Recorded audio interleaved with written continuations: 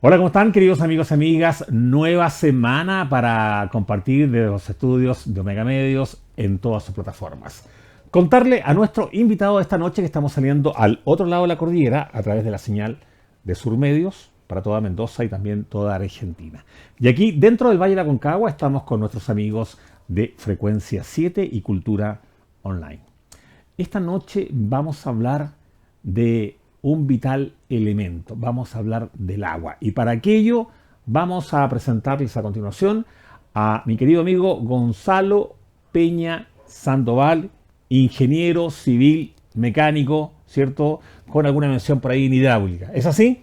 Así es. Buenas noches, Gonzalo, bienvenido. Buenas noches, JL, muchas gracias por la invitación, agradecido a los amigos que van a estar siguiendo el programa, y lo cierto es que, como tú dijiste, un tema tan importante como el agua, el cambio climático, el medio ambiente, que sin duda nuestro Valle de la Aconcagua es de vital importancia. Van todo de la mano en el fondo. Todo va de la mano, efectivamente. Sí, y si se piensa hacer un cambio, tiene que ser también de la mano.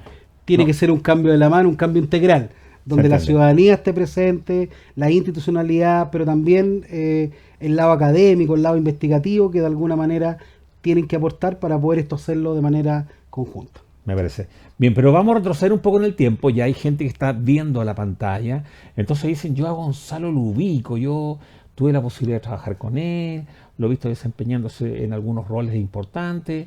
Entonces vamos a retroceder, contarle a la gente que tú eres nacido y criado aquí en San Felipe. Y mal criado también. Y mal criado, sí.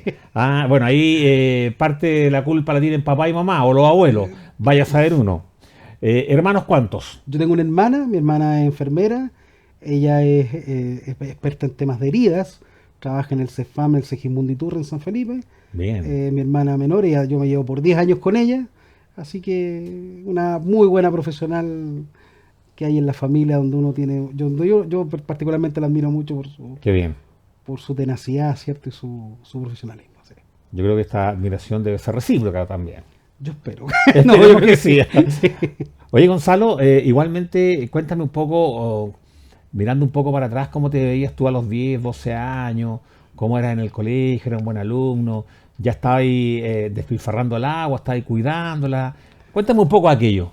Bueno, yo parto siempre de la base que decir que tuve una infancia muy rica en San Felipe, nacido en San Felipe, como tú bien lo dijiste. Estudié toda mi colegiatura en el Abdón Cifuentes, en San Felipe. Un colegio en el fondo. Sí, fue un solo colegio, donde hice grandes recuerdos, amigos tanto afuera del colegio como también dentro. O sea, te quedas 5 años más, sales de director. Claro. Más o menos, algo así, ¿no? Sí, así que fue una muy linda etapa en el colegio, pero también afuera, en el tiempo en que tú, de los 10 años, ¿cierto?, antes de irme a la universidad. Fueron infancias de jugar a la pelota en la calle, de no tener celular, de poder divertirme hasta tarde cuando te llamaban y te decían, oye, tenés que entrarte porque el otro día hay clase. Y cuando ya la pelota no se veía. Y ya cuando la pelota no se veía, claro, ¿cierto? Yo jugaba en la calle Santo Domingo, en San Felipe, ahí jugábamos con los ¿Santo Domingo con qué calle? Santo Domingo con Navarro. Esa era la esquina. Mira. La esquina donde jugábamos la pelota en la calle, ¿cierto? Hasta tarde, sobre todo en el verano. Con muchos amigos que hasta el día de hoy estamos conectados por las redes sociales. Y nos vemos de repente para Qué bonito recuerdo, ¿no? Muy bueno, lindo. debo contarte que de Santo Domingo por Navarro, yo estaba a 2-3 cuadras tuyas. Yo viví mi infancia ahí en Salinas, con Chacabuco. Mira. Una cuadra hacia adentro. Ya. Por ahí, Artemón Cifuentes. Ya, así que imagínate, estábamos a un paso. Cerquita, sí. El mundo es muy pequeño. Oye, y de ahí en adelante, cuéntame, cuando tú ya tenías como 15 años y todo, ¿tú pensaste en ese entonces, vislumbrabas estudiar un poco lo que estudiaste hoy en día? Mira, siempre me llamó la atención el ámbito científico, siempre esa era mi beta. Nunca fui un alumno lumbrera de Destacado, el así top como- one, Ya. pero tampoco era un alumno malo, ¿ah? Pero sí tenía habilidades, ¿cierto? En temas que eran científicos, en la parte química, la parte matemática, ¿cierto? La parte biología. Por lo tanto, siempre el área de medio ambiente fue lo que me llamó la atención. Yo siempre comento de que hasta mi casi terminar el colegio yo quería estudiar veterinaria. Mira, ¿eh? Y después vino un cambio de switch, puesto de que conversé con una persona que hasta el día de hoy he podido tener contacto, un profesor principalmente de matemáticas, donde pudimos conversar del tema de las habilidades que podían desarrollarse en el ámbito de la ingeniería, y de ahí de alguna manera me gustó el área medio ambiente, y por lo tanto todo lo que tenía que ver con la parte científica de agua siempre me llamó la atención, y de hecho mi formación profesional fue orientada a eso, y después ya mi vida laboral en estos casi ya 18 años desde que salí de ingeniero, lo he desarrollado en temas hidráulicos, temas hídricos, Interesante, ¿eh? de Pero investigación sí, y yo, desarrollo. como dice, de investigación y todo aquello, yo también te he estado investigando, a ti y a tu familia, y algo tengo que rescatar que tenías, o te gustaba mucho el tema de ser veterinario, ¿cierto?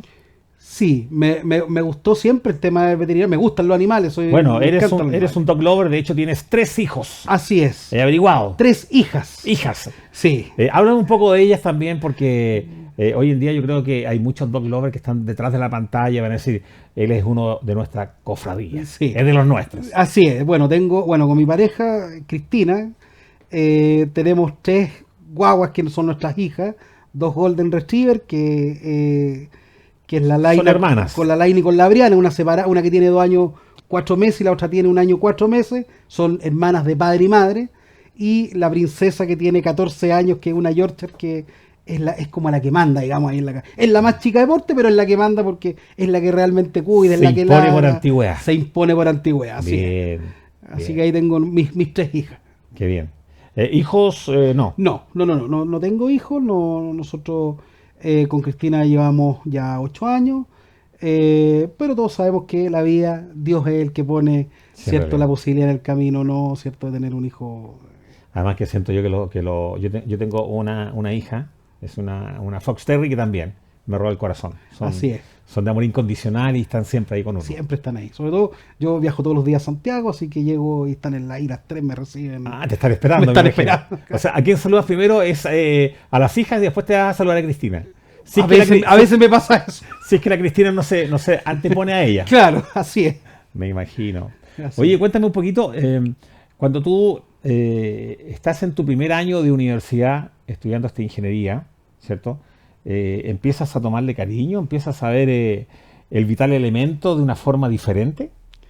Mira, yo siempre le dije a mis papás que les mando un saludo. Mis papás siempre ven Ahí está. Frecuencia 7, ¿cierto? Mi papá y mi mamá, que yo siempre digo que los valores parten de la casa. Y lo cierto es que Nómbralos cuando por los nombres, por favor. Rubén y Flor Bien, María, sí. bien. Ahí mi mamá siempre concursa en estos concursos que hace ahí en Frecuencia 7. En el matinal. En el matinal, Ah, claro, así sí. que ya lo ve. Así Volvemos el 3 de marzo. El 3 de marzo. Sí, volvemos. Así que, bueno, pero yendo a tu pregunta, efectivamente, yo soy de los que elegí una carrera y me gustó siempre esa carrera. Y por lo tanto, cuando yo me tracé la idea de entrar a una ingeniería, yo dije, esta ingeniería la termino, porque efectivamente es lo que me gusta. Yo he tenido la oportunidad de trabajar en 3 partes, pero ha sido en las partes donde me ha gustado trabajar. Te ha ido encantando cada Me vez gusta más. yo soy de los que me gusta mi trabajo. Es cierto que no existen los trabajos perfectos, no existen las pegas perfectas, en todas se pasan rabia, en todas de repente uno no le sale las cosas como quisiera, Hay problemas. hay problemas, claro. ¿cierto? Pero de alguna manera uno siempre tiene que mirar el vaso medio lleno, y en todos los trabajos que yo he tenido la oportunidad de poder aprender, poder crecer desde el punto de vista de lo profesional y por sobre todo personal. Fíjate que yo cuento siempre mi experiencia. Yo partí trabajando en el mundo privado, Ajá. en el Instituto Nacional de Normalización. Ahí trabajé como ingeniero de proyectos hidráulicos. Ahí trabajé casi 8 años, donde después se da la oportunidad de entrar al servicio público. Y digo siempre, y yo aclaro esto, ganando mucho menos, pero tomé la opción del servicio público porque creía primero que era capaz de desempeñarme en esa área del servicio público, y por cierto también de alguna manera que todo lo que uno ha aprendido, tener la oportunidad, cierto, de poder entregarlo a la comunidad donde creo yo que fue una muy linda oportunidad de trabajar en la Dirección General de Aguas como director regional que llegué a ser. Cuéntame, ¿y qué es lo que fue o cuál fue tu desafío más grande en ese cargo puntualmente? En ese cargo siempre yo tuve el desafío de alguna manera, ciudadanizar lo que era la institución. Siempre la Dirección General de Aguas fue tomada, o es tomada todavía hasta el día de hoy, como un organismo que no fiscaliza, como un organismo que de alguna manera a veces deja pasar algunas cosas. Y lo cierto es que mi desafío siempre fue, primero que nada, transparentar la información. Y de hecho, hasta el día de hoy tengo el orgullo de poder decir que fuimos históricamente en el Aconcagua y a nivel nacional, ¿Ya? fuimos los únicos que pasamos multas por el tema de modificaciones de cauce, vale decir, cuando pasa un río, ¿cierto? Y viene alguien y lo interviene, conociendo obviamente las limitaciones que ¿Cómo tenía se ese puede tiempo. fiscalizar eso? Bueno, Porque en ese tiempo la única normativa que había era el Código de Aguas, que es del año 81, ¿cierto? Donde hay un Código de Aguas que se hizo cuando no existía el concepto de sequía, se hizo cuando no existía el concepto de cambio visionario climático. por lo demás. Claro, sin duda. Por lo tanto, era algo que se hizo cuando no existían estos conceptos de cambio climático, sequía, escasez hídrica, que ahora justamente nos están generando problemas. Y por lo tanto, teníamos que luchar, ¿cierto?, con una normativa obsoleta. Pero sí había una ventanita que decía que se podían fiscalizar aquellas intervenciones de cauce que hacían los distintos empresarios, los particulares, Entiendo. cualquiera que hubiese, hiciera alguna modificación. Y por lo tanto tuvimos el récord que hasta el día de hoy es un récord nacional de haber pasado cerca de 37 multas por modificaciones de cauce a nivel regional. Que eso era la única multa que se pasaba, que iba desde los 60 millones de pesos a los 600 millones de pesos. Wow, que, no deja de ser una multa, no era una multa de tránsito. Era una multa muy alta que hasta Sí. el día de hoy se mantiene. Y por lo tanto, claro, todo lo que era el robo de agua, la extracción no autorizada de agua, la verdad que la multa era precaria, era de 800.000 pesos. Y por lo tanto me chacé principalmente en esa ventanita que existía en esa legalidad obsoleta, pasar estas multas. Y después el otro desafío que me puse fue decir, ¿cómo podemos modificar este código de agua? Y lo cierto es que las cosas fueron avanzando y el año 2017 tuve la oportunidad de ser parte del equipo redactor de el código de agua que nos rige actualmente, donde se reconocía la Dirección General de Agua como un ente fiscalizador, se reconocía el rol fiscalizador desde el punto de vista jurídico de aquellas personas que hacían las fiscalizaciones, y por lo tanto también eso conllevó a que de alguna manera las multas por robo de agua y por extracción no autorizada fueran reconocidas, no solamente pasaran por los jueces de policía local, porque muchas veces alguien roba agua, Claro. pero resulta que los jueces en pasar una multa por robo de agua se demoraban meses y meses, y el infractor de alguna manera regularizaba en ese tiempo, y cuando tenía que dictaminar la sentencia, lo cierto es que venía la persona y decía, bueno, pero yo tengo ya regularizado, y el juez obviamente quedaba, cierto, de brazos cruzados en decir, bueno, Claro. pero aquí ¿cómo multo? O las multas eran irrisorias de 100.000 pesos, Claro. 150.000 pesos, o sea, prácticamente era nada. Gonzalo, está todo muy interesante, pero tenemos que ir con nuestros sponsors y para aquello quiero compartir contigo esta hermosa zapatilla de la familia Adidas, modelo Campus, que está en todas las tiendas de Casani, del Gran Valle, del Aconcagua. Hay variedad en colores. Tienes que ir por la tuya. Además, quiero contarte que Restaurant La Ruca está con sus platos típicos de gastronomía chilena. Tenemos el pastel de choclo en verano, también la cazuela, las humitas y tenemos el menú de niños hasta 12 años. Además, Pollo Móvil como siempre y cada semana con los mejores cortes, los mejores precios y también la mejor calidad. Estamos ubicados en San Felipe, Los Andes, Viña del Mar y también San Antonio. Comercial Automotriz Independencia es una empresa del Valle de la Aconcagua, dedicada a la prestación de servicios automotrices y comercialización de neumáticos, baterías, lubricantes, repuestos y accesorios. Abierto de lunes a viernes de 9:15 a 19 horas y sábados de 9:15 a 14 horas. ¿Se sigue fiscalizando de la misma forma de ese entonces? ¿O hemos bajado la guardia, estamos mucho más relajados? No, lo cierto es que hoy día el Código de Agua ampara, ¿cierto?, a esta institucionalidad que es la Dirección General de Agua, y lo cierto es que se está fiscalizando con mayor énfasis porque de alguna manera hay más atribuciones. y por lo tanto en ese contexto creo yo, y ahí me devuelvo a la pregunta que tú me hiciste, Ajá. fue uno de los desafíos que yo hasta el día de hoy ya alejado, ya hace prácticamente 6 años del servicio público, claramente un desafío que nos pusimos como equipo, nos pusimos como administración y lo logramos cumplir. Claro, Por cierto, siempre quedan cosas pendientes. Del servicio privado al público. Del servicio privado al servicio público y ahora a lo que es la parte de investigación en organismo internacional. Sí. Mira. Oye, igual me sorprende mucho, he estado viendo tu currículum. Estuviste estudiando en Alemania, estuviste estudiando en España, también en Estados Unidos. Tu primer viaje fue a Alemania, Sí. tengo entendido. Sí, efectivamente. ¿Cómo se da esa posibilidad de ir a prepararse un poco más, de ir a adquirir más conocimiento? Cuéntame un poco cómo se dio ese viaje y cómo te tomó a ti, en qué momento de tu vida. Mira, yo siempre cuando me hacen esta pregunta, lo cierto es que a veces hay distintos prototipos de familia o distintos prototipos de vida de cada persona. Claro. Y yo siempre he sido un agradecido de la vida, de las oportunidades que se me han dado de poder estudiar y en ese sentido yo también tomar la decisión y decir, ok, lo hago. Y esto partió cuando el año 2010 a mí se me da la oportunidad a través de la Embajada Alemana y la Fundación Konrad Adenauer, se me da la oportunidad, ¿cierto?, de hacer una publicación que hago con respecto a la energía renovable en un contexto del Bicentenario. Estamos hablando que esto fue el año 2010. Bien. Y a partir de eso, la Universidad de Offenburg agarra este documento que desarrollamos, principalmente yo fui el autor. Le llama la atención. Le llama la atención y me hacen una invitación a exponer sobre esto en Alemania, en la Universidad de Offenburg, y justo estaba también la Universidad de Hamburgo.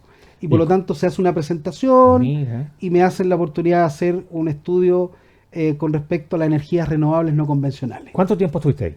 Ahí fue un desarrollo de 4 meses y después desarrollando aquí prácticamente un año. Oye, pero cuéntame, ¿cómo te fuiste? Porque me imagino que tu alemán no estaba fluido. El alemán siempre es un idioma muy complejo, Sí. pero los alemanes siempre todos hablan en inglés, ¿cierto? También había Y posibilidades ese fue el puente españolas tuyo. y ese fue el puente que de alguna manera se desarrolló para poder desarrollar este estudio también de esta publicación. Y en ese momento, Estoy ahí. cuando te quedas 4 meses allá, ¿qué pasa en Chile?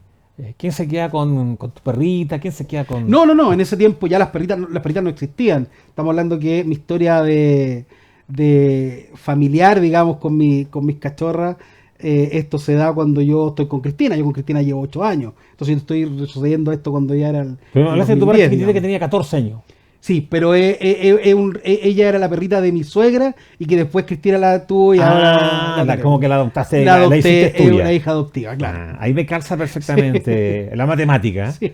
Interesante. Sí, efectivamente. Oye, y bueno, cuando regresa acá, me imagino que ya la visión, poniendo pie aquí en Chile, y volver al trabajo que siempre has hecho acá, me imagino que la visión te cambió un poco, o más de algo. Claro, siempre cuando se hace un viaje, sobre todo a países desarrollados, lo cierto es que siempre hay un crecimiento. Pero este crecimiento siempre, yo le digo a mis alumnos en la universidad, siempre en general un crecimiento tiene que tomarse con humildad. Porque donde uno vaya, más allá del país desarrollado, un país no desarrollado, lo cierto es que uno siempre va a aprender de alguien que sabe más que uno. Siempre donde uno hay gente que sabe más que uno. Claro. Y por lo tanto ahí la habilidad del profesional es colocarse a disposición y tener esa habilidad de poder aprender del que Nutrirse, sabe algo claro. que uno no sabe. Y por lo tanto, claro, es cierto, nosotros en ese tiempo, al volver a Chile, nos dábamos cuenta que hay muchas cosas que en Chile estaban en proceso de desarrollo, sobre todo el contexto de energías renovables no convencionales, donde prácticamente ya el 2015 hay un boom, digamos, y Chile se transforma en una potencia mundial de desarrollo de energías renovables no convencionales, aprovechando este potencial natural que tiene, que es el sol por un lado, los mareos motriz, la geotermia, y de alguna u otra manera Chile ya tiene ese historial de poder decir que es uno de los países más desarrollados desde el punto de vista de energías renovables no convencionales, pero que todavía queda ese potencial. Pero Chile desde el 2013 en adelante fue desarrollando esto y por lo tanto después yo estuve volviendo hartos años seguidos a Alemania, casi todos los años, y lo cierto es que Chile no tiene nada que envidiarle a muchos otros países desde el punto de vista, ¿cierto?, del desarrollo económico asociado a la energía renovable, que es lo que yo fui a estudiar a Alemania Interesante. ese tiempo. ¿Cómo ves también? Es importante porque hay mucha gente que está viendo a través de la pantalla y dice, pucha, que nos explique un poco cómo ve este señor que entiende mucho de energía hidráulica y que tiene que ver mucho con el agua y todo. ¿Cómo ve esto de la sequía que se habla, que estamos pasando por un periodo de sequía, Chile puntualmente, teniendo tanto océano, ¿cierto?, a lo largo de nuestra franja? Cuéntame un poco cómo le puedes responder a las personas que están viendo a esta hora. Sí, mira, es un contexto bien amplio. Sí. Yo siempre cuando enfrento el tema de la sequía y de la escasez hídrica, que no son temas, no es lo mismo, siempre hay que retrocederse a la era geológica. Actualmente nosotros hablamos de una era geológica que se llama el Holoceno, vale decir que es lo reciente. Pero esto ha ido derivando, ¿cierto?, a lo que se conoce como el Antropoceno, vale decir, qué tan importante o qué tan influenciable ha sido el ser humano en generar estas instancias de contaminación de las aguas, de generar la sequía, de generar el cambio climático, de fortalecer la desertificación.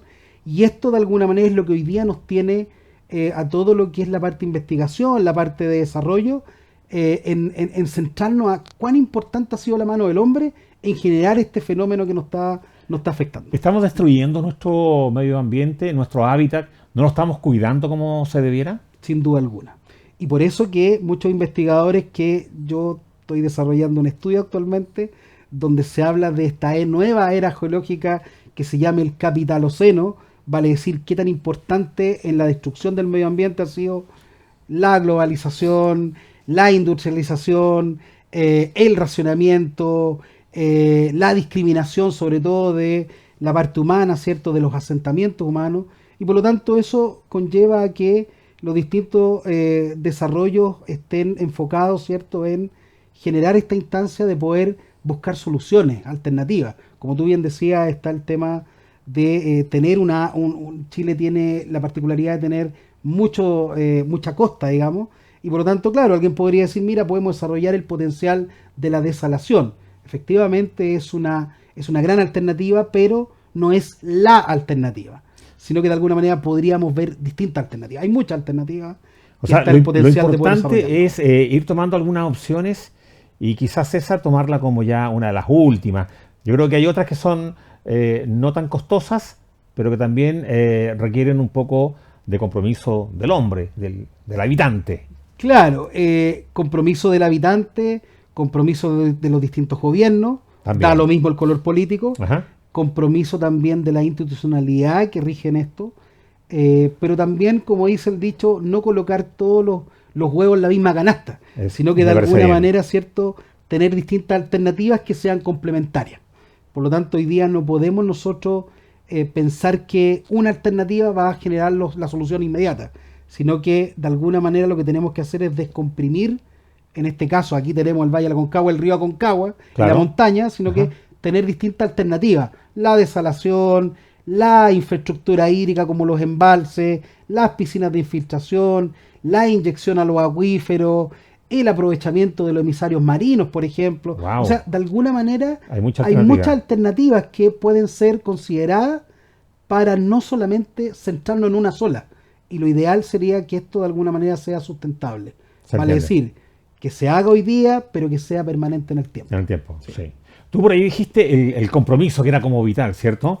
Bueno, yo tengo el compromiso con el director que está detrás de cámara, que me acaba de decir que ya estamos llegando al término de este primer bloque, así que... Se pasó súper rápido. Rapidísimo. Muy rápido. Te invito a que sigas conmigo y usted, le cuento, vamos a una pequeña pausa y ya regresamos.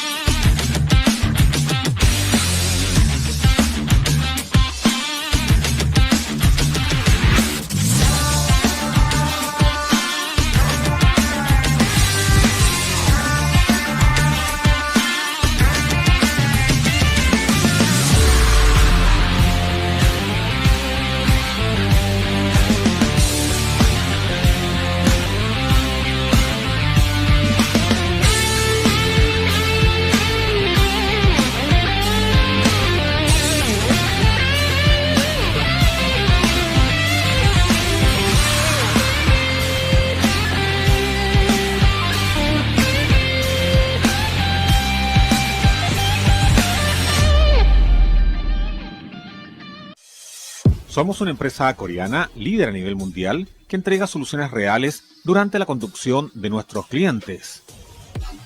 Hemos llegado al Valle de la Aconcagua para quedarnos y ser los mejores en precios, servicio y calidad. Neumáticos con gran variedad de stock, en todas las medidas. O si no, lo traemos por encargo. Soluciones reales.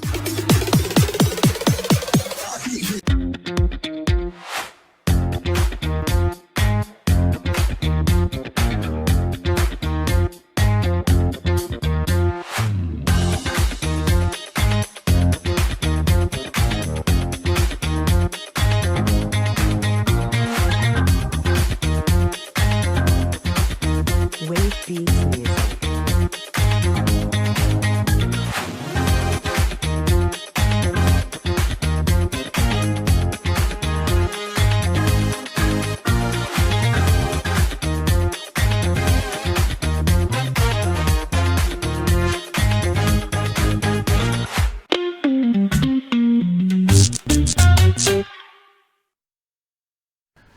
Bien, ya estamos de regreso en este segundo bloque, empapándonos de esta interesante conversación junto a Gonzalo y el tema principal, obviamente, el agua.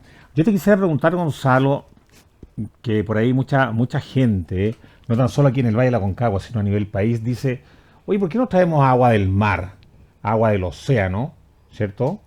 Y le sacamos la sal. Tenemos tecnología, hay máquinas. Cuéntame un poco eso. ¿Por qué no se ha hecho hasta el minuto y por qué sería? ¿Cuáles serían los fundamentos, los motivos? Mira, yo lo que te decía antes de ir a la pausa, efectivamente la desalación o desalinización es una muy buena alternativa. Pero para que sea una buena alternativa tiene que ¿Ya? ser considerada en el contexto de una gestión integral de los recursos hídricos. Vale decir que esta desalación sea parte de una batería de distintas alternativas que nos permitan aprovechar bien el agua. Que vaya de la mano con otra Que vaya de la normativa. mano con otras alternativas. Perfecto. Porque en la quinta región y en gran parte de Chile se han probado distintas alternativas. Y aquí el problema no pasa necesariamente por no tener agua, sino que pasa por un tema de distribución, de transporte y de gestión integral. Fíjate que yo estaba leyendo una investigación que se hizo hace prácticamente 2 meses atrás en el desierto de Atacama, ¿Ya? donde la doctora Cartes, que yo tuve la oportunidad de conocerla, ella de la Universidad Mayor, sacaron un estudio en que señalaba que cómo a partir de la niebla, pues tú sabes que hace mucho calor en el día, pero Claro. en la noche la niebla genera como un proceso de atrapa-agua, podría perfectamente aprovecharse de obtener 5 litros diarios de agua ¿Ya? por cada metro cuadrado. Y eso de alguna manera ¿Y es una cómo alternativa. llegamos a eso? Eso es una alternativa que perfectamente se podría hacer a través de unas mallas, a través de la tecnología que está disponible. O sea, ¿qué te quiero decir con esto? Que así como se está haciendo investigación a partir de la naturaleza, Ajá. perfectamente podríamos tener distintas alternativas. Y en ese contexto la desalación es una de las alternativas. Y fíjate que yo he conversado con varios amigos acá, y entre ellos mi gran amigo Roberto Mercado, ¿cierto? Que es parte también a veces del canal. Colega nuestro. Colega de Sí. ustedes, ¿cierto? Del tema de la desalinización. Y lo cierto es que es una buena alternativa. Pero quiero colocarla en contexto. Eso me interesa. La Agencia Internacional de Desalinización aproximadamente hasta el año pasado tenía aproximadamente a nivel mundial cerca de 20.000 plantas desalinizadoras. ¿Y en qué países están radicalmente? Y gran parte, y ahí va, gracias por tu pregunta, va en gran parte de los países en los cuales se está desarrollando la desalinización, es en Kuwait, en Israel, en Estados Unidos, en países que tienen grandes recursos. Y por otra parte, No es barato entonces. que no es un proceso barato, y por otra parte, también son países que para poder desarrollar una planta desaladora tienen que desarrollarla desde el punto de vista de la optimización cerca del mar. Por lo tanto, colocar una planta desaladora aquí en el Valle de la Aconcagua, Se entiende, de claro. plano no es tan eficiente. ¿Y por qué no es tan eficiente? Porque primero está el tema del traslado, segundo está el tema, ¿cierto?, de cómo uno va a generar la energía, porque claro, alguien dice, mira, las plantas ahora gastan mucha energía, Lo ideal sería, ¿cierto?, que estas plantas desaladoras funcionaran todas con energías renovables no convencionales para poder disminuir el CO2, digamos. Claro. Y por lo tanto, si vamos a tener una planta desaladora que va a seguir consumiendo la electricidad no a partir de energías limpias. Sí, porque en el fondo, o sea, vamos a hacer un bien, pero vamos a hacer un mal también. Exactamente, estamos ganando por un lado, pero estamos contaminando por otro. Sí. Y por otra parte, el tema de la eficacia de una planta desaladora. Fíjate tú que si tú quieres desalar 100 litros de agua, ¿Ya? prácticamente lo que tú te vas a quedar con agua desalada van a ser 50 litros. Porque los otros 50 litros se conoce como el agua de rechazo, vale decir la salmuera. Y por lo tanto ahí también hay que tener en cuenta dónde va a almacenar esa salmuera, Qué buen si punto. se va a devolver al mar. Sí. Y eso también trae consecuencias, porque si vamos a devolver agua de rechazo al mar, genera otro problema: afectación a la flora y fauna, Claro. aumento de la acidificación del océano, Agua más aumen- salada. agua más salada, Claro. aumento de temperatura, cambio climático. O sea, te genera de alguna manera otro problema. Es complicado el tema. Es ¿eh? muy complejo. Por Sí. eso que en ese contexto yo creo que la desalación hay que colocarla, ¿cierto?, como una alternativa y no como la alternativa. Y por lo tanto yo sería partidario de que se efectuaran los embalses que en un momento dado tuvimos la oportunidad el año 2015 cuando se hizo este proceso de baterías de embalse, Ujú. que se pensó uno en embalse Pocuro para alimentar la primera y segunda sección de la Concagua, Claro. después el embalse Chacrilla, después el embalse, ¿cierto?, Catemo, que era para alimentar tercera y cuarta sección, las plantas desaladoras que habían en Papudo, ¿cierto? O sea, era un plan integral que de alguna manera los distintos gobiernos no fueron capaces de ir tomando. Y por eso que yo te decía en el corte... ¿Y qué pasa? Porque de repente, disculpa, porque de repente puede que el proyecto esté a punto de salir y lamentablemente o favorablemente cada 4 años hay un cambio de gobierno. Y el nuevo gobierno tiene que retomar todo eso, empaparse un poco del tema, y ahí como que se enfría un poco la cosa, ¿no me da la impresión? ¿O estoy equivocado? Yo creo que está en lo cierto que no hay una solidaridad con el tema hídrico. Porque si el tema hídrico fuera mirado de una manera más solidaria y fuera mirado como, por ejemplo, construir hospitales, como, por ejemplo, construir carreteras, que de alguna manera eso podría pensarse como que traspasa la barrera de un color político de un gobierno determinado, esta cosa sería distinta. El embalse Chacrilla, el mejor ejemplo del embalse Chacrilla. El embalse Chacrilla partió con el presidente Piñera, continuó con la presidenta Bachelet, partió con la presidenta Bachelet, siguió con el presidente Piñera y lo inauguró la presidenta Bachelet II. Yo estuve en esa inauguración. ¿Por qué funcionó? Porque esto pasaron los distintos gobiernos. Hubo una mirada integral, una mirada solidaria en decir, nosotros como gobierno no vamos a inventar la rueda. Si hay un gobierno anterior que hizo las cosas bien, continuémoslas. Claro que Y sí. desde el punto de vista hídrico, desde el punto de vista de la infraestructura, ¿cierto?, medioambiental, desde el punto de vista de la infraestructura hídrica, debiese ser mirado con una mirada solidaria en decir, a ver, primero la ciudadanía y después el quien corta la cinta. Buen punto. A propósito, bueno, hace poco tuvimos un apagón, ¿cierto? A nivel país, podemos decir. Y muchas veces la gente mira el río Aconcagua con nostalgia, recordando tiempos mozos, tiempos pasados, donde el caudal que venía era gigante. Entonces, y uno dice, y ahora van a soltar el agua, ahora que estamos sin luz. Explíquenme eso porque, por favor, no lo entiendo. ¿Qué le diríamos a esas personas que por qué se tienen que abrir algunas compuertas y liberar agua? Bueno, el tema de lo que se conoce como las 36 horas de amor, digamos, de distribución del agua, Ajá. que se da comúnmente en el periodo estival, obviamente obedece porque lo ideal que se hace acá es trasvasijar agua de una sección a otra, de manera que entre comillas, ¿cierto?, se haga una distribución equitativa, ¿no? Pero todos sabemos que esa distribución equitativa es entre comillas No lo y es. prácticamente no lo es, digamos. Sí, claro. Porque de alguna manera, claramente los de la primera sección quieren defender sus derechos de agua obtenidos de manera legal. Los de la segunda sección también quieren mantener, y por lo tanto, en ese contexto se generan distintas disputas con los distintos presidentes de la Junta de Vigilancia, que son privados, entre paréntesis, y que por lo tanto el Estado tiene que ser garante para regular este acuerdo o entre comillas, distribución. Lo cierto es que es una manera que a mi entender ya prácticamente estaría obsoleta. Yo siempre he sido partícipe de la idea de que los ríos no debiesen ser seccionados bajo ningún punto de vista. ¿Cuál como sería es tu- el cuál caso- sería tu mirada? Una unificación de Boca Tomas, por ejemplo. que se hiciera Interesante. una sola gestión del río. Y que eso también implicara el compromiso de los distintos municipios que se ven beneficiados por el paso del río como administradores del bien nacional de uso público. Todos los municipios son administradores del bien nacional de uso público. Pero si tú, por ejemplo, vas pasando por el puente Monasterio, la entrada de San Felipe, te das cuenta que la intervención de los cauces a partir de los extractores de árido, que hay pequeños mini embalses, Claro. no permiten que el agua escurra. Y por lo tanto eso claramente significa que las cosas no se están fiscalizando como corresponde. No es la DGA quien tiene que fiscalizar que los extractores de árido estén sacando una cierta cantidad de metros cúbicos. Es el municipio que tiene que colocar ciertos fiscalizadores que conozcan la materia para poder decir, mire, aquí usted no puede extraer árido como se le antoja porque se le otorgó una patente municipal. Gonzalo, está todo muy interesante, pero tenemos que ir con nuestros sponsors y para aquello quiero compartir contigo esta hermosa zapatilla de la familia Adidas, modelo Campus, que está en todas las tiendas de Casani, del Gran Valle, del Aconcagua. Hay variedad en colores. Tienes que ir por la tuya. Además, quiero contarte que Restaurant La Ruca está con sus platos típicos de gastronomía chilena. Tenemos el pastel de choclo en verano, también la cazuela, las humitas y tenemos el menú de niños hasta 12 años.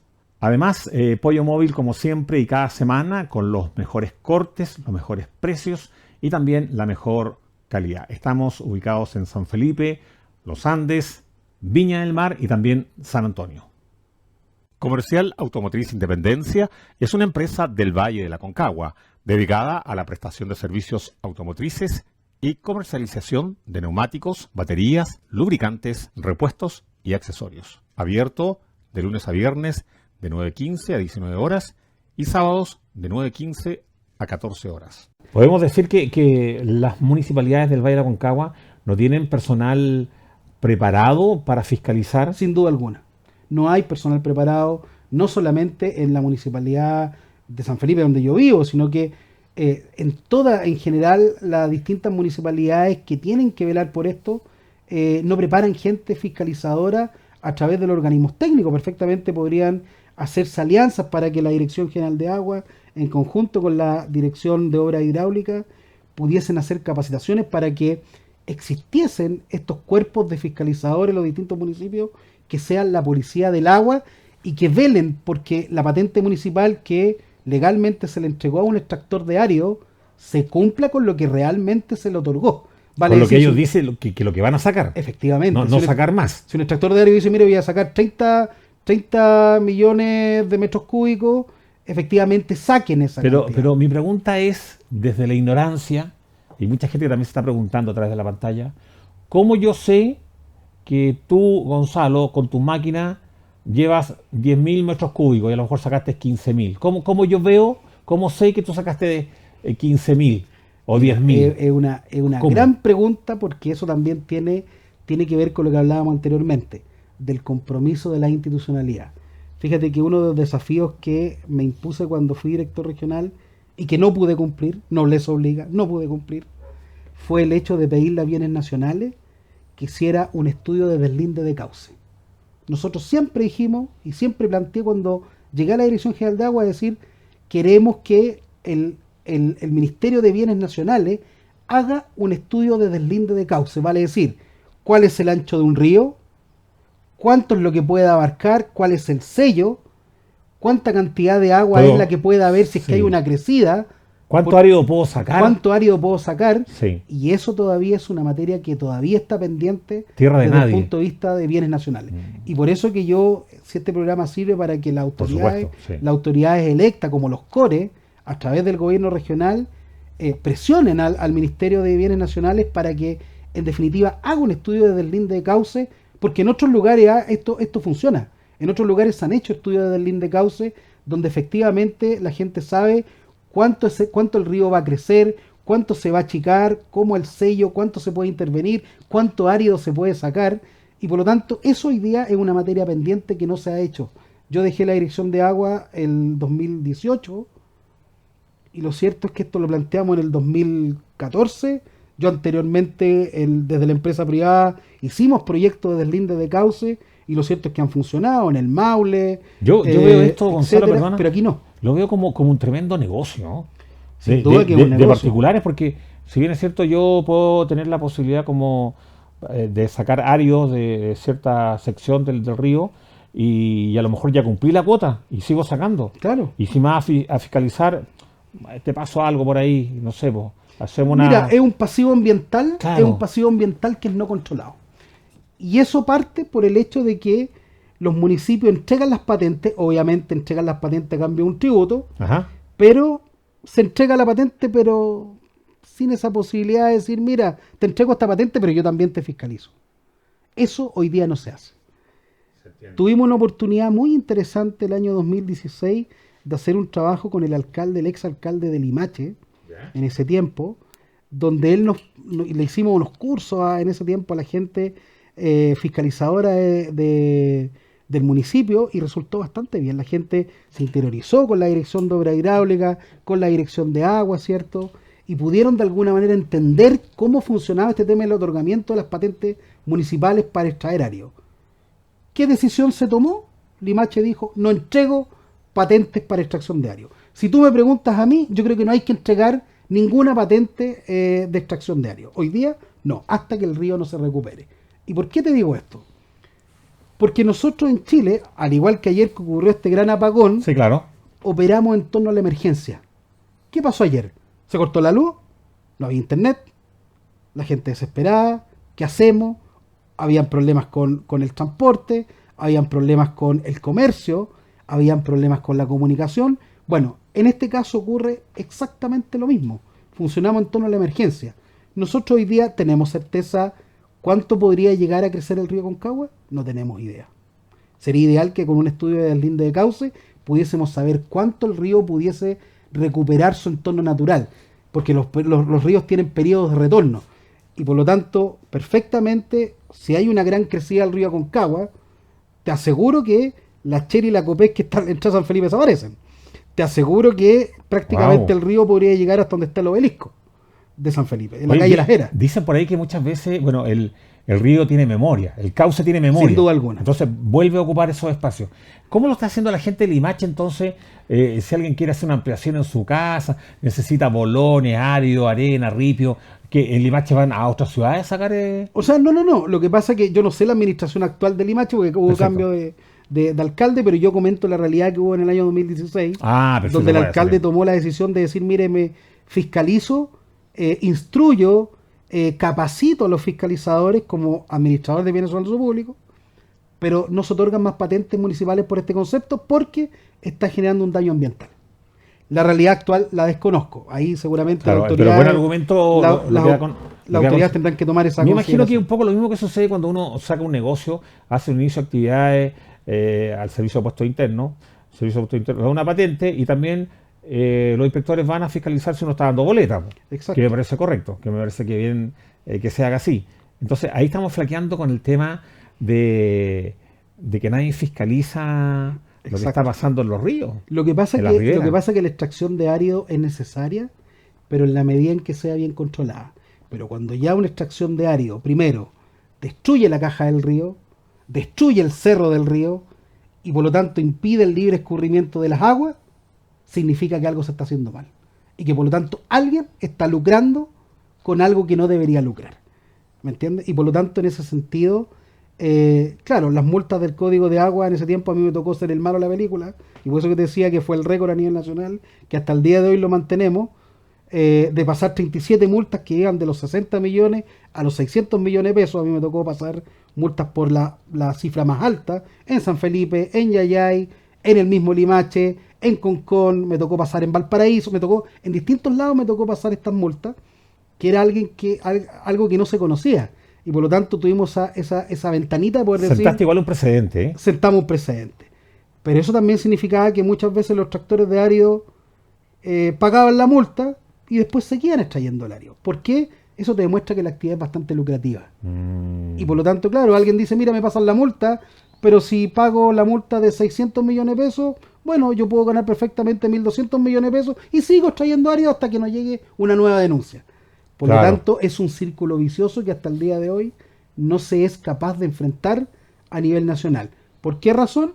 Porque lo ideal sería que, y esto te lo digo porque lo aprendí en el momento que yo trabajaba en la empresa privada antes de llegar al servicio público, efectivamente los estudios desde el INDE Cauce me permiten saber ciertamente cuál es la capacidad de un río, de el estudio de este río en la actualidad, en el pasado y la posibilidad de lo que viene en el futuro.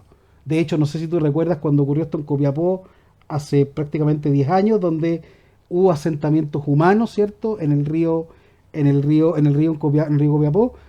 Y ahí, ¿qué pasó? Hubo una gran crecida y efectivamente hubo Sí, muertos, claro, sí. casas destruidas, porque de alguna manera los asentamientos humanos muchas veces, y la mayoría de las veces, se acercan a los ríos. Pero ni Dios lo quiera, existe una crecida. Tú sabes que hoy día el cambio climático, ¿qué es lo que está haciendo? Fortalecer la desertificación de norte a sur, aumentar la temperatura, fortalecer el derretimiento de los glaciares y por lo tanto perfectamente podrían venir perfectamente aluviones, crecidas, que ni siquiera nosotros tenemos idea de cuánto podría ser. Gonzalo me estaba acordando de un viaje que hice al sur hace poco.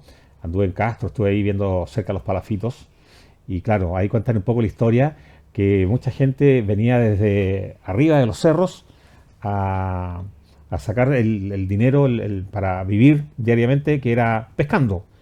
Pero como le era tan largo el trayecto, ellos que lo que hicieron, se empezaron a tomar la orilla de las playas y empezaron a hacer estos palafitos, ¿cierto? Con unos pilares bastante largos, considerando también las crecidas, creo que de 7 8 metros en adelante, sobre el nivel del mar. Ahí comienzan recién a construir sus casas, porque considerando la crecida que viene. Entonces, y lamentablemente se ve también aquí en la toma Yevide, que están muy cerca también a la orilla del río. Claro. Y son personas siempre como de Son, bajos recursos. O sea, como claro, lo que pasa se van tomando la orilla. Y esto te demuestra, en definitiva, JL, que existe una vulnerabilidad climática asociada al ser humano. Y por lo tanto, siempre las personas de bajos recursos son las que se ven más afectadas, Sí. justamente por este tema del cambio climático. ¿Quiénes son los que se ven más afectados cuando existe un problema de higiene y saneamiento? Las personas más vulnerables. Claro que sí. ¿Qué pasa cuando de repente no hay agua? Cuando no hay agua potable. ¿Qué sectores no tienen agua potable? Los sectores más vulnerables. Buen punto. ¿Qué sectores no tienen muchas veces afectación? Por ejemplo, el tema de los APR, que ahora se llaman sistema de saneamiento rural, le cambiaron el nombre a APR, por lo tanto, de alguna manera el nombre es el mismo, pero el sentido tiene que ver muchas veces con la descentralización hídrica. ¿Hasta dónde somos capaces hoy día de seguir soportando que en algunos lugares todavía la política de los camiones aljibes, que muchas veces ha sido criticada, pero bueno, ¿quién le pone el cascabel al gato? Sí. No, y lo otro también, veamos del otro lado también, por los que tienen muy buena situación económica y que se construyen tremendas casas en medio de los cerros y hacen pozos, y antes sacaban agua a los 5 metros, después ahora a los 10, ahora van como a los 30, 50 metros, también están con un problema que se le está viniendo encima. Sin duda alguna. De las napas subterráneas. Se van agotando. Se van agotando. Claro. Y el agua, se dice que el agua en un futuro, de hecho hay una película que habla sobre la lucha por el agua, que tiene, y muchas veces se dice que los cineastas o los genios del cine siempre van un paso adelante viendo cómo va a ser el futuro en la Tierra. Entonces se dice que el agua podría ser el oro transparente, translúcido. Mira, yo creo que no lo va a ser. Es hoy en día. Hoy día, a nivel nacional, los servicios sanitarios rurales, que son los APR, ¿cierto? Sí. Que le mando un saludo a la señora Nana Ahí de está. Panquehue, de la APR de Panquehue, que siempre me escribe. Le tengo mucho cariño a la señora Nana de Panquehue. Fíjate que se da el caso que hoy día la conflictividad medioambiental, principalmente en Chile, se da por el agua. Tú me dijiste recién Castro, me nombraste Castro, Sí. la isla de Chiloé. Sí. ¿Sabes tú que en la isla de Chiloé hay sectores que hoy día tienen decretos de escasez hídrica? Sí, bueno, pero ¿cómo? Oh, Si hay agua, llueve. El problema es que muchas veces, desde el punto de vista de los suelos, desde el punto de vista de los cambios morfológicos que tienen en este caso los terrenos, se da que a veces hay desertificación. Si tú me preguntas si hace 10 años atrás en Castro podía existir escasez hídrica, impensado. Una locura. Hoy día no. Un chiste, claro. Hoy día es una realidad. Y por lo tanto, ahí de nuevo entramos en el contexto de que las distintas posibilidades de infraestructura, las distintas posibilidades, ¿cierto?, de hacer alternativas que ayuden a mitigar este problema, claramente eso va a conllevar a morigerar los problemas de conflictividad social que esto implica. Porque el conflicto del agua es una realidad. El oro, que es esta agua, hoy día es un problema que está afectando a millones de chilenos. Cuéntame, tú que tienes ya la expertise y todo lo demás, si tuvieras esa varita mágica, ¿cierto? Como para hacer algunos cambios hoy en día. Hay mucha gente que ve el programa, que tiene directa relación con los municipios, con las instituciones. Puede escuchar esto y, ¿por qué no dar una lucecita? Cuéntame tú, ¿qué es lo que harías si tuvieras esta varita mágica para hacer algunos arreglos, algunas mejoras? Mira, yo creo que son dos palabras nomás. Dale. Porque uno no tiene la respuesta. Ujú. Y esta varita mágica que tú señalas es bien difícil tenerla. Aquí hay que hablar con los pies sobre la tierra. Y hay dos palabras que a mí, en cierto modo, conllevan a tener una gran solución de los distintos problemas. ¿Cuáles serían? Solidaridad Bien. y acuerdo. Si existen acuerdos, por ejemplo, en Chile hay 43 instituciones que hablan del agua hasta el día de hoy, pero resulta que la institución A habla lo mismo a veces que la B habla lo mismo que la C habla lo mismo que la Z, Copy y pega. y por lo tanto existe este problema de enredamiento de las instituciones que perfectamente, si tuviésemos la capacidad, lo que planteamos en su momento dado de crear una subsecretaría del agua, vale decir una institucionalidad que se centralizara solamente en ver temas de agua Ujú. y que abordara todas estas instituciones que ven temas de agua, pero centralizado en uno solo, perfectamente se podría llegar a acuerdos. Desde esa perspectiva lo veo. Pero para que exista eso tiene que haber acuerdo político, porque acá las decisiones, si bien es cierto, son Voluntad. decisiones técnicas, yo siempre llamo que son soluciones tecnopolíticas. Vale decir, una decisión técnica, pero que tiene que ir también con un coeficiente político para poder llegar a estos acuerdos. Por ese lado hablo de los acuerdos. Pero también la solidaridad en decir, no porque yo tenga el poder en 4 años de gobierno, va a significar que yo voy a dejar estancado el gobierno siguiente. Por lo que te decía recién. Claro. Nosotros, y te lo digo porque fue la oportunidad que me tocó vivirlo, de manera en que trabajamos cualquier cantidad por generar esta batería de proyectos de embalse, el gran plan integral de la Concagua, pues resulta que después vino el gobierno del presidente Piñera 2 y esto quedó Se enfrió. cero. Cero. Asumió el presidente Boric y nos olvidamos. Nos Ok. olvidamos hoy día de que existe un proyecto que estaba, incluso con los estudios de licitación, de evaluación de impacto ambiental, de el embalse Pocuro Alto, del embalse Catemu, de las plantas desaladoras, de los 9 emisarios marinos. Fíjate que una gran alternativa que no se ha estudiado. Existe en la quinta región 9 emisarios marinos en la costa. Los emisarios marinos son aquellos ductos que tiran agua contaminada a ciertas grandes profundidades. Está malísimo. ¿Sabes eso. tú cuánta cantidad de agua, tú procesando esa agua contaminada, cuánta cantidad de agua podrías aprovechar Dime si la tú. reutilizas? 71 hectómetros cúbicos, vale decir 71 millones de metros cúbicos. 2 embalses Chacrilla. Wow. Y eso tú lo podrías utilizar a lo mejor no para uso agrícola, pero lo podrías utilizar perfectamente para un uso industrial. Amigo mío, Gonzalo. Pero tenemos eso tirado ahí. Sí. ¿Podría desarrollarse mejor? Sí. Y podríamos ir conversando de esto. Mucho más. Mucho más, pero nuestro director dice que estamos llegando al término de Nos va a retar el programa. director. Gonzalo, francamente, creo que para los televidentes, para mí, un tema muy interesante que teníamos que tocar y qué mejor con un aconcagüino, un sanfilipeño de tomo y lomo, que también es hincha de la Unión San Felipe. Así es. Así que tu visita ha sido muy, muy interesante y tenemos que despedirnos, pues, amigo. Te dejo la Sí. cámara para que te despidas de tu gente. Bueno, yo agradecerte, JL, agradecer a las personas que están A ti por la disposición. conectadas, amigo. por la invitación. Espero haber contribuido en un tema tan importante. Sin duda. Yo sé que es un tema complejo, que no es fácil hablarlo con un lenguaje simple, Ujú. pero lo cierto es que todavía nos queda mucho por hacer. Pero esto va de la mano no con personas que tengan más títulos, ni mucho menos, sino que va con la posibilidad que todos juntos en este caso tiremos para el mismo carro. Si nosotros todos queremos un hospital, todos vamos para el mismo carro porque a todos nos va a servir un hospital. Claro. En este caso, desde el punto de vista de la infraestructura hídrica y del cuidado del medio ambiente, es algo que urgentemente tenemos que nosotros seguir tirar todos para el mismo lado este carro. Bien. Gonzalo, la noche ha pasado volando rápidamente. Usted, bueno, el compromiso es seguir reencontrándonos la próxima semana con otro interesante invitado, como lo fue esta vez nuestro amigo Gonzalo. Un placer, amigo mío, y nos vamos con la cámara central. ¿Te parece? Nos vemos. Chao, chao. Gracias.